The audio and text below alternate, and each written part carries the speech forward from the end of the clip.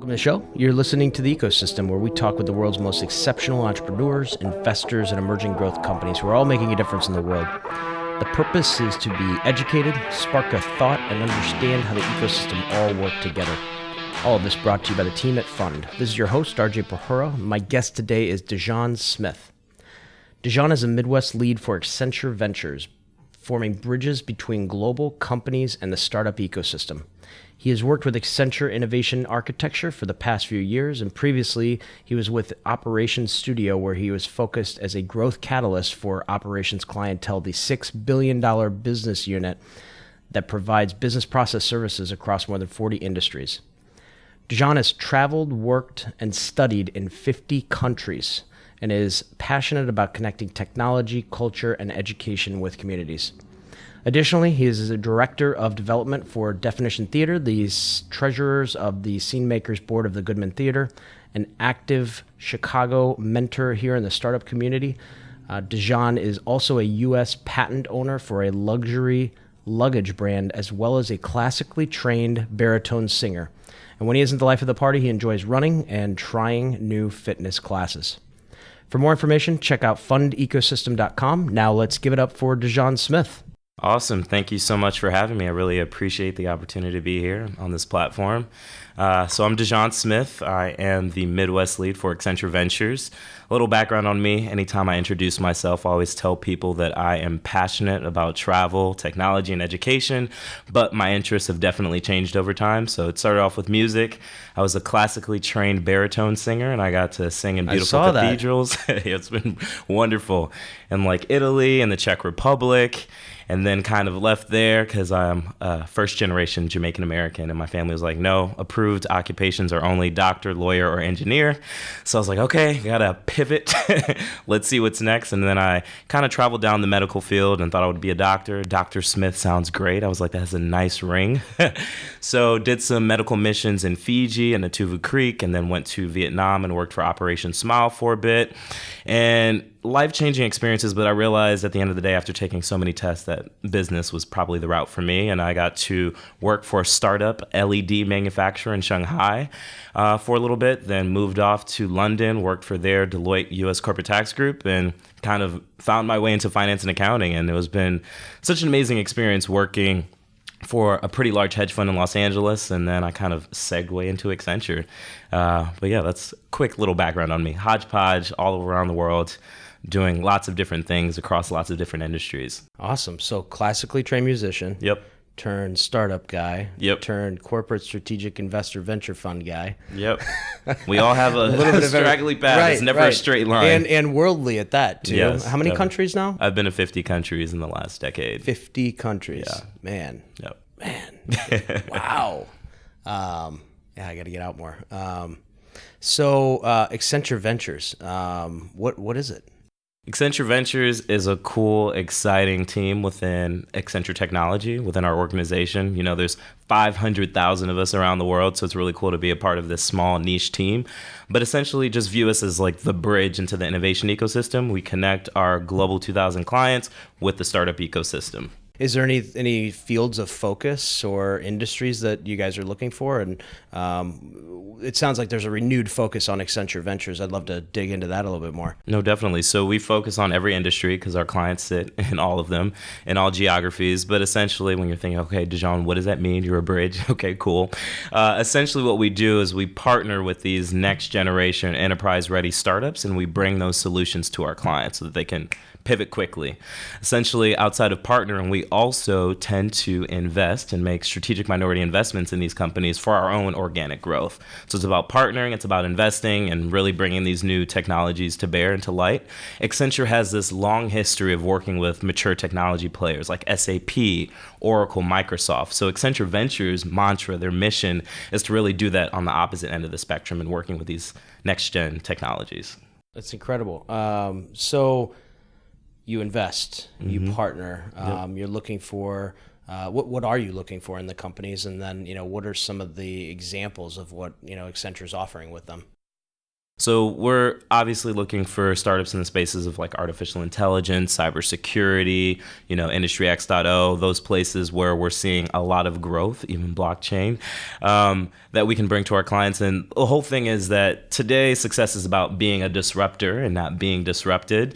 So it's like, how can we partner with these startups and these solutions and these companies to essentially help our clients be innovation-led instead of innovation-influenced?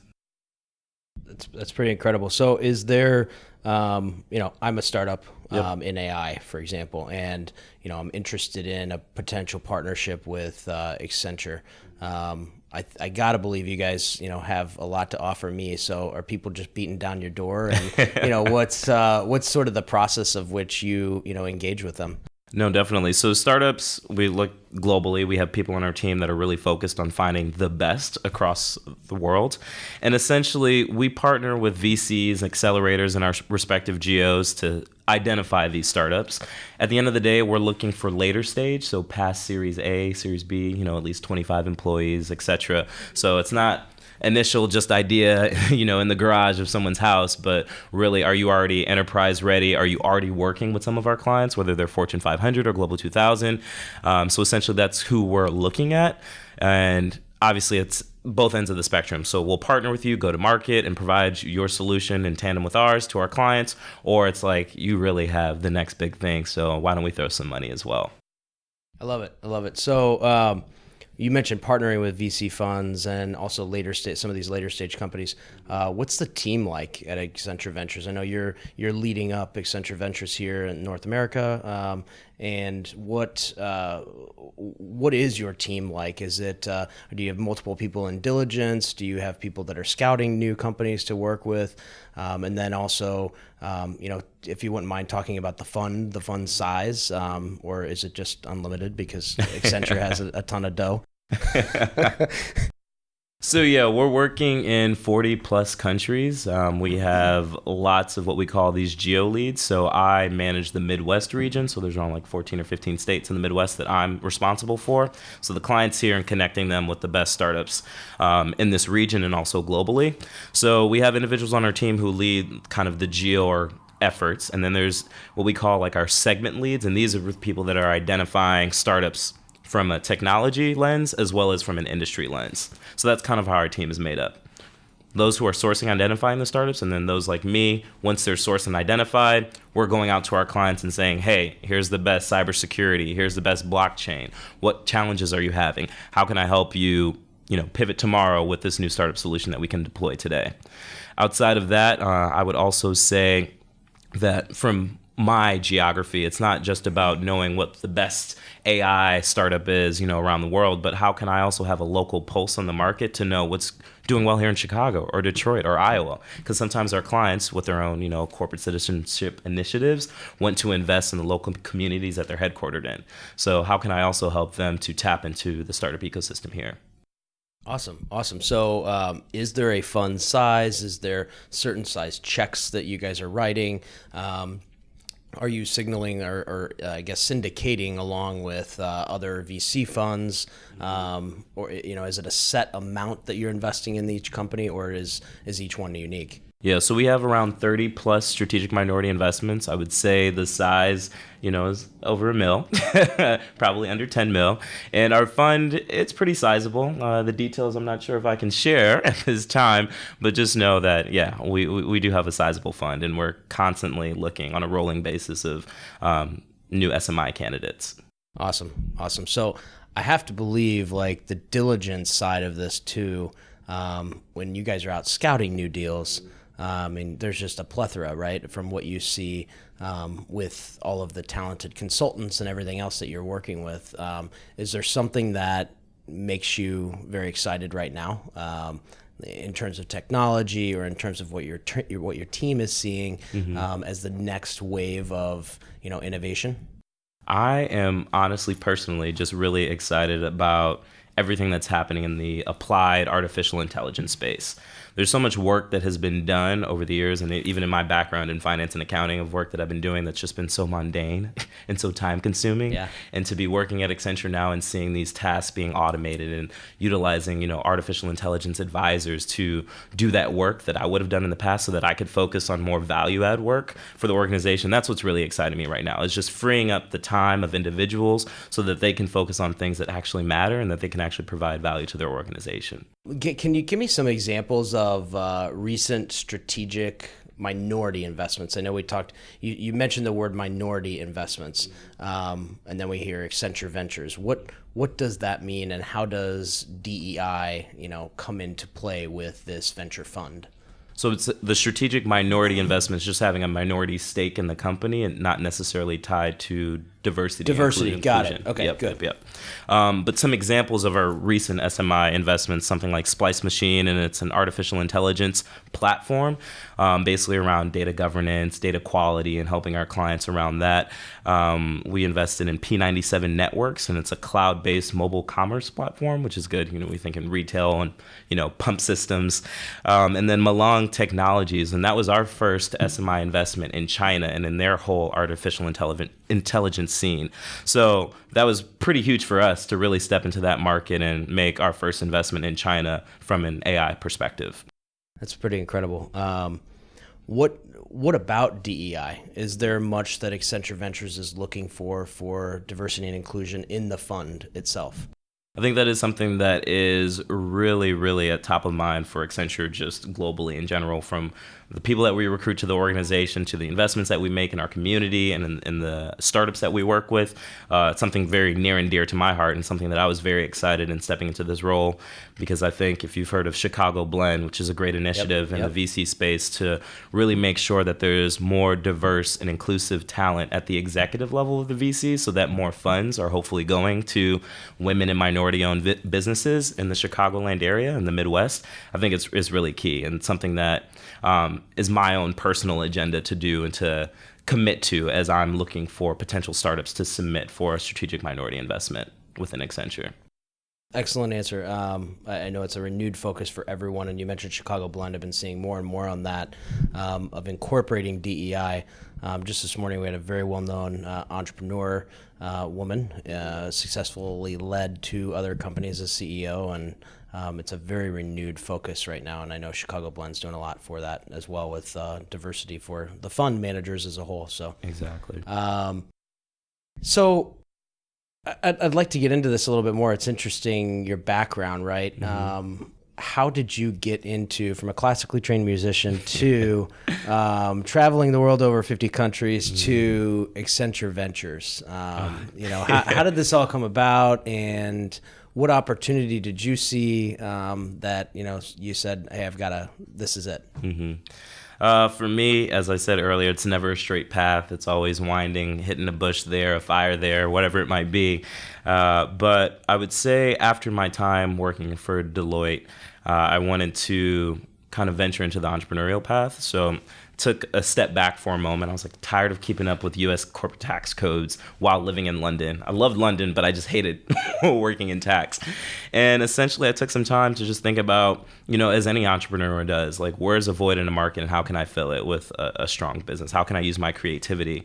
And one thing that I started with a few fraternity brothers of mine was a platform to connect college students with brands through discounts. That's one thing that's really huge. Everyone's offering college discounts. So how can we as an individuals tap into that $200 billion spending power? That was one thing that I tried to work on. It didn't pan out so well, but it taught me a lot just about entrepreneurship and how to kind of think outside of the box. And then I thought too, the one thing that I'm very passionate about is traveling. It's about experiencing new people, places, and cultures. But oftentimes, that experience and getting to that new city can be rough, especially when your bag is mishandled, lost. So I also took a step down, more travel, tech. And, you guys have heard of Away. Away's doing really well. So I kind of designed and launched my own connected luggage line for a consultant and, filed for a design patent, got that approved a couple months ago, which was really exciting. And just kind of worked down that path of designing products and the engineering and the manufacturing, the supply chain around that, and how I could, follow a Tom's Shoes or a Warby Parker business model to provide scholarship funds to underprivileged youth to pursue educational opportunities overseas, because I wouldn't be the man that I am today if I didn't get to see these 50 countries. And even in that, having these mini entrepreneurial ventures and experiences really helped me as I was, applying for my first job at Accenture, which was working in our BPS, our business process services group. So it's all the work that we do on behalf of clients and some of our, intelligent operation centers in Bangalore, India, the Philippines, and in China. So I spent the first part of my career within Accenture doing a lot of design thinking, rapid prototyping, and really educating our C-suites on what's the future of finance, what's the future of procurement work. A lot of it's done in Excel today, but what is it going to look like tomorrow? This is how we process claims today, and this is how we're providing a member experience, but what is that going to look like tomorrow? And a couple months ago, this guy that I worked with back in San Francisco, who was on the Ventures team, we worked together on a client workshop, and it was an amazing time. We really vibed well together, and 7 months later, he was walking his dog and called me while I was in Seattle, and he was like, Dujon, there's this awesome new role opening up within Accenture Ventures. They're looking for a new geo lead in Chicago. I think you'd be the perfect man for the role. I applied, strenuous internal process. I had like 7 interviews, and I talked about my experiences with entrepreneurship, my travels around the world, and how that basically developed my own collective cultural consciousness and how I could bring, just differentiated value to this role and the things that I was thinking about. And lo and behold, I secured the role, and That's I'm awesome. so happy to be here today talking about that. Congratulations on it. It's a well-needed thing. I think a lot of people are very curious about corporate venture funds. Yep. And just, what value they bring, how much, obviously, what size checks they write, if they bring, obviously the expertise, or if it's just a minority investment type partner. So, about the VC space, what excites you most about the venture capital space, the investing landscape, as a whole, and, what Accenture's given you the runway to do? Yeah.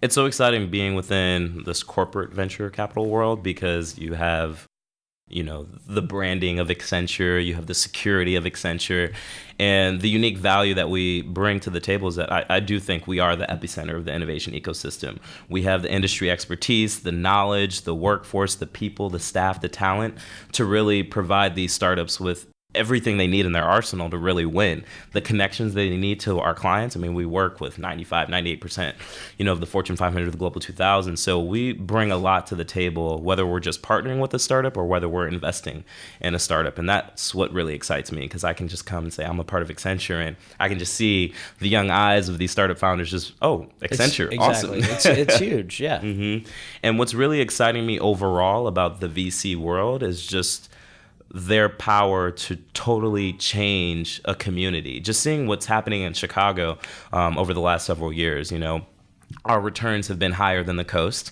for the last couple of years. Chicago is the epicenter of, I would say, our VC space within the Midwest. There's so much that we're doing, when our companies are exiting, when they're growing, that's creating jobs and opportunities in different communities. So what our VCs are doing and how they're investing in our communities and creating new entrepreneurs and how that's bubbling up other opportunities, I think is just so exciting, because there are people that are getting jobs. There are people that are, climbing up the ladder, or so to say. And, it's just really exciting just to see the opportunity that's presenting in this area because of VCs. I can imagine.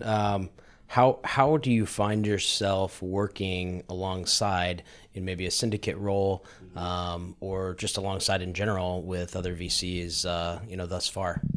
I would say it's just opening their eyes to other opportunities. So we've seen so far, with VCs, I know they always pull the stats. Chicago Blend talks about, 90% of funds are still going to white male entrepreneurs. And right now it's still very relationship based. And, it's sad to say, people invest in people that they know and the relationships that they have. So me just coming into this role and just opening up the eyes, like, okay, you've been looking in this bubble or this area. How can I expand your horizon to see all these other opportunities, all these talented entrepreneurs that are out here that have great ideas that need a little bit of funding as well? So I see my role as really helping to expand the scope and the range that these dollars are going. Agreed. And then are you guys looking more so to lead rounds, to tie on to rounds with other VCs? What does that I would say tie on to other rounds. Okay. One thing that we look at when we're doing these SMIs is saying, okay, who's already in there? There's some big names, top names, Hyde Park Angels, Hyde Park Ventures, Pritzker Group, from a Chicago specific lens, obviously. But yeah, tying on to those, because if they're bought in, if they're already working with our clients, like it's a win-win for us. And if we think it's a strategic play for our own organic growth, then why not tie in? I love it. What are you trying to change, in the ecosystem thus far? I know this is a newer role. Yep. But what are some of the things that you want to see change with this? My main thing at the end of the day is access and exposure across the board. Seeing great things like 1871, that's where our team was first established, my previous team within operations, and just walking around and seeing there's so much resources, like to mentors, to classes and workshops that more people across like the Chicagoland community need to tap into, whether they have access to get up to 1871, which is right here in the Merchandise Mart, or else. I just want to make sure that there's enough access and exposure to entrepreneurs all around the Midwest to tap into these resources that they need to create businesses. Because if you as an individual, regardless of your socioeconomic status, especially those I'm thinking about the underprivileged, because that was my background, if they can have access and exposure to these opportunities and create a business or own land, that's the way that they create wealth, and that's the way that they can, better the communities that they live in. Yeah, I completely agree. What's been the biggest misconception about a corporate venture fund? That they don't know what they're doing.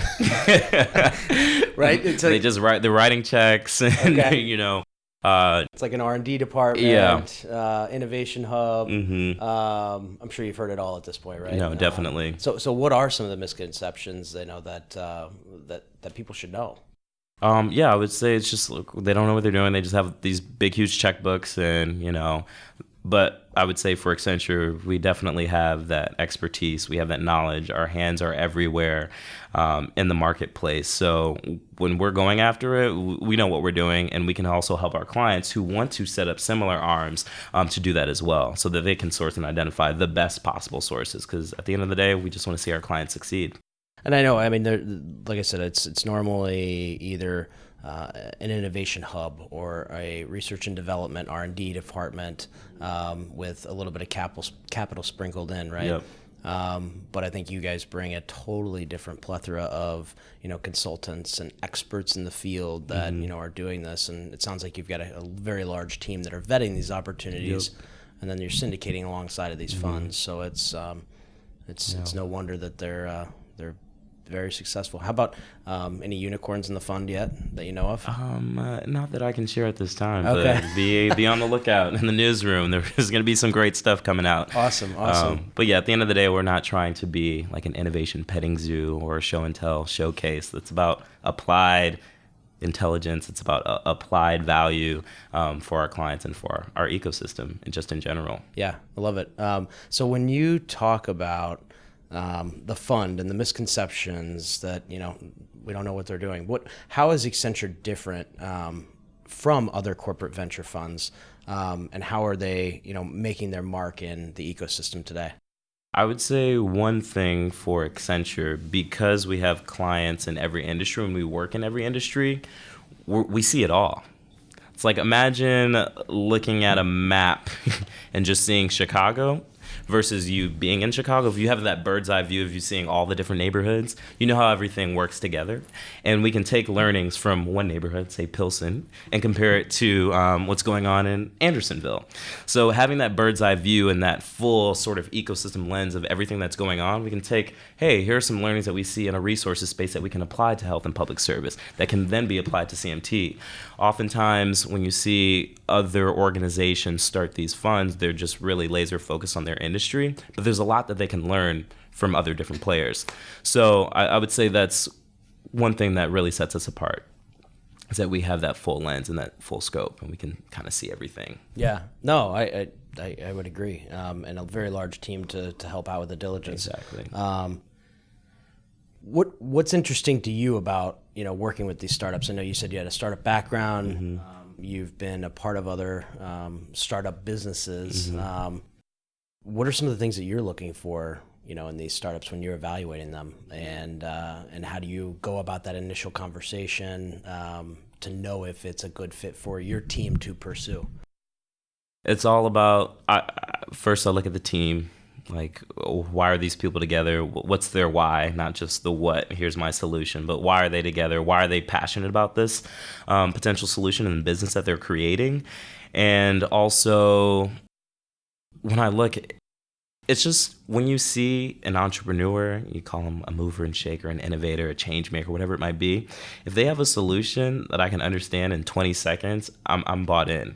If they have something that I can say, why did I not have this yesterday? I'm in.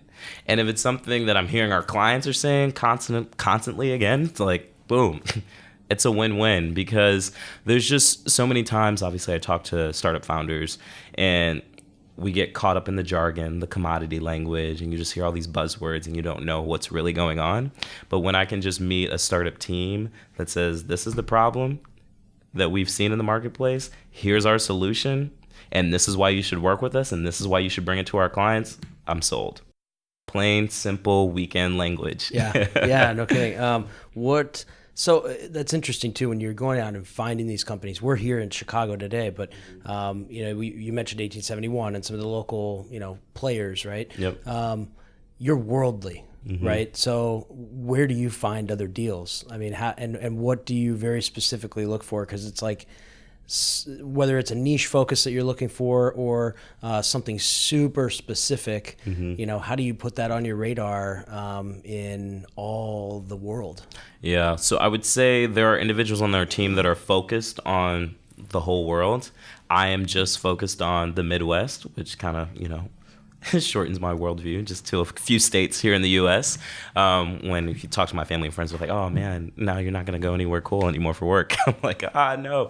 But, I'm just focused here on the Midwest. So that's how I kind of balance. There's other people on my team that we complement each other. They're looking whole world. I'm looking just at the Midwest. So what other places are you going then to browse the deal flow, right? It's like 1871. I was just in Kansas City. We worked with the Kauffman Foundation there. Yep. Like what else have you found as a good source of deal flow for your pipeline? Yeah, so we have like 50 plus relationships with accelerators, VCs, and incubators. So for me specifically, within the Midwest, Chicago, Detroit, Kansas City, Iowa, and like Columbus are kind of like the main cities that I would be looking for, because a lot of our clients sit in those locations. Yeah, and that's interesting that you mentioned Detroit. Techstars just put a hub in there, and you've just seen everything that Dan Gilbert's been doing, Rock Ventures, Detroit Venture Partners. Detroit's like blowing up right now. It is. You talk about geographies, and again, you're a worldly guy, so like, what other geographies in the country are you most excited about, or at least in the Midwest? In the middle, so yeah, Detroit. We also have a huge innovation center there that we just opened up, which is really exciting. Just what we're doing in the Industry X.0 space and working with OEMs. Other geographies that I'm personally excited about, besides the coast, because they get too much press, in my opinion, is what's going on in the Southwest part of North America. There's so many oil and gas clients down there. Southwest being Texas. Like Texas. Denver, sure. Yeah, those sorts of states and areas. Like, there's a lot of exciting work that can be done down there with clients, that are just in some really interesting spaces, with new renewable energy and, electric cars and stuff like that. So I'm really excited to see what's really going to happen in that specific region, because there's so many companies that are, concentrated in that area. Yeah. Austin, Texas is a market of ours. Probably our second largest city. Okay. And I'm just so impressed every single time that I go down there with the technology. There's a lot of B2B. There's also, it's a big CPG market too. Yep. And just the talent. I think one of the guys Hugh Forrest from South by Southwest said it's join the 151 Club, if I remember correctly. It's like 151 people moving there a day. Wow. Yeah, and I think that number's only grown.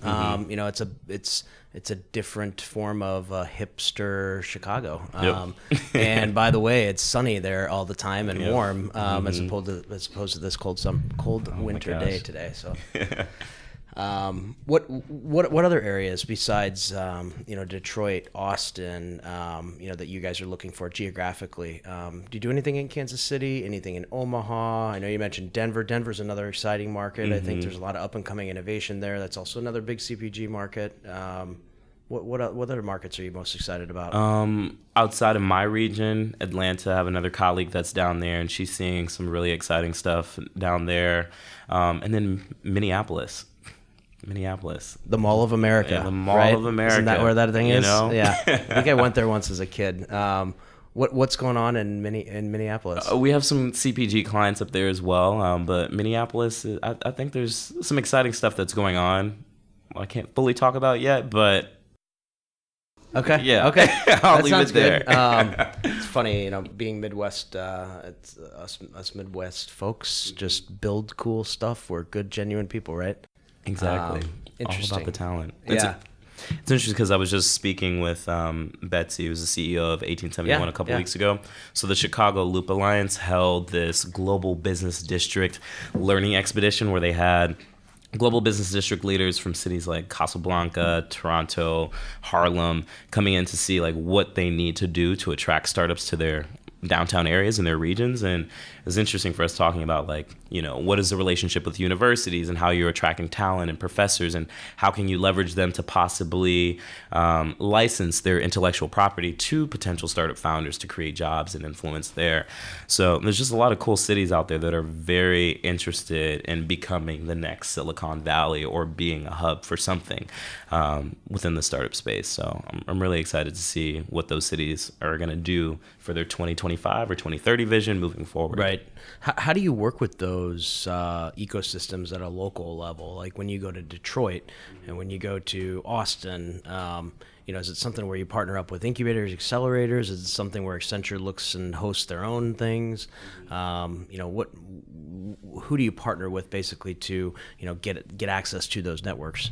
I would say on one end, we do partner obviously with the accelerators, the incubators, universities. We have great working relationships with like Stanford and MIT and internationally with the India Technology Institute. So having those university relationship partners, the accelerators, the incubators, and then working with the VCs. And those places are ways for us to do that.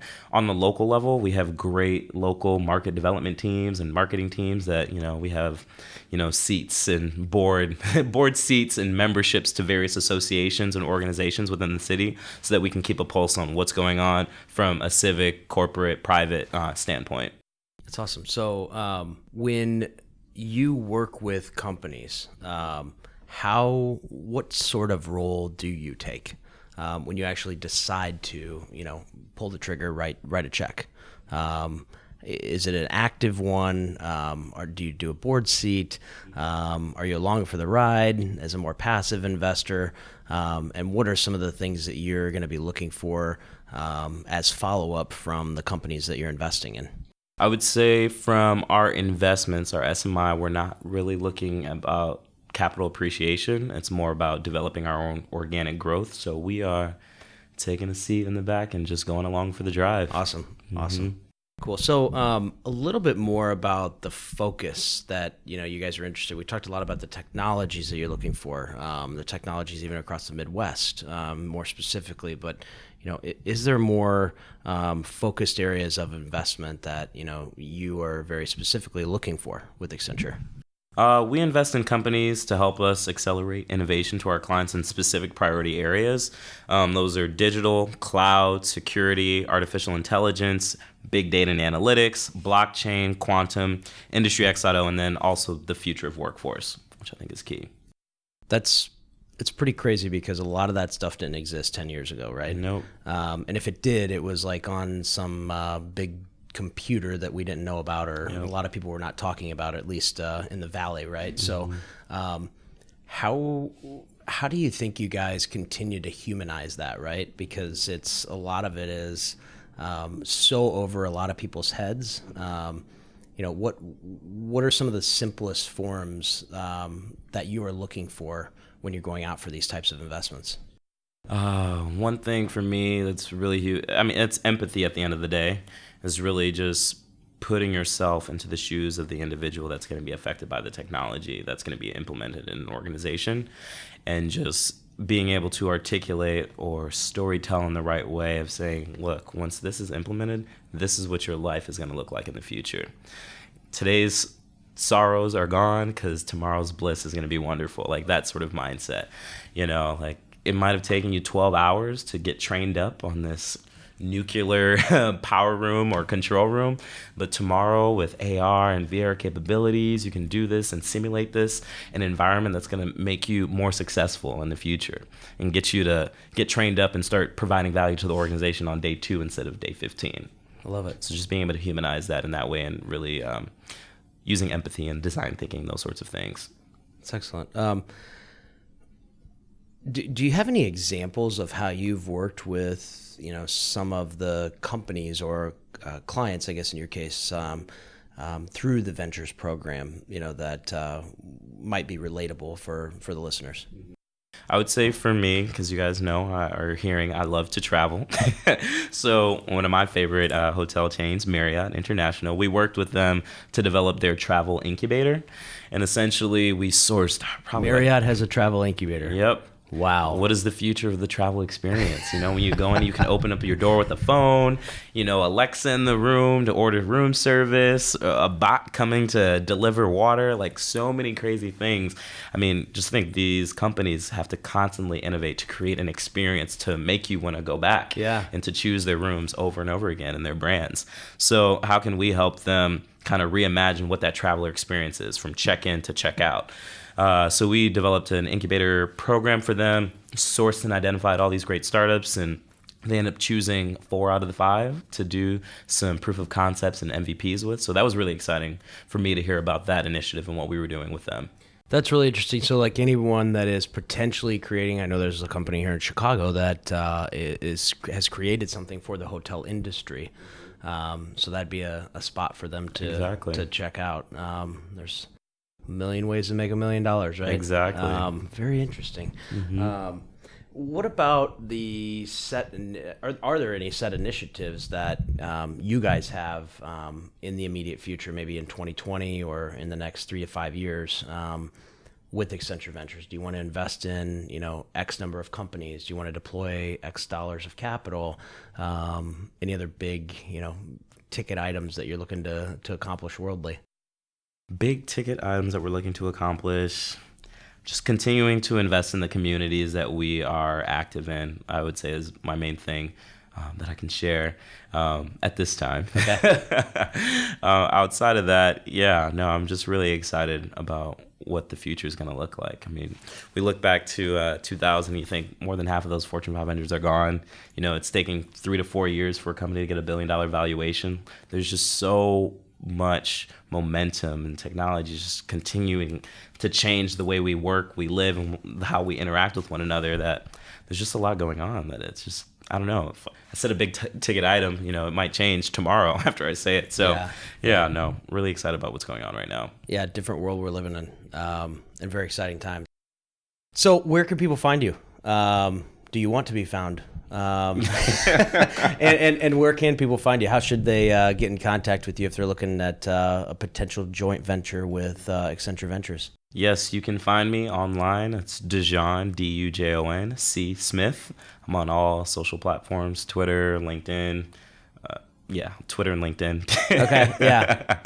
But please reach out. I'd love to hear from you. I want to be an open resource, both externally and internally within this ecosystem. Awesome. Well, thanks again for joining us today. Thank you for having me. Very much appreciate you being here, and we'll talk soon. Perfect. Thanks. Thank you. You're listening to The Ecosystem, where we talk with the world's most exceptional entrepreneurs, investors, and emerging growth companies who are all making a difference in the world. This is your host, RJ Pahura, with our special guest today, Dujon Smith. For more information, go to fundecosystem.com. Thanks for listening, and until next time, folks.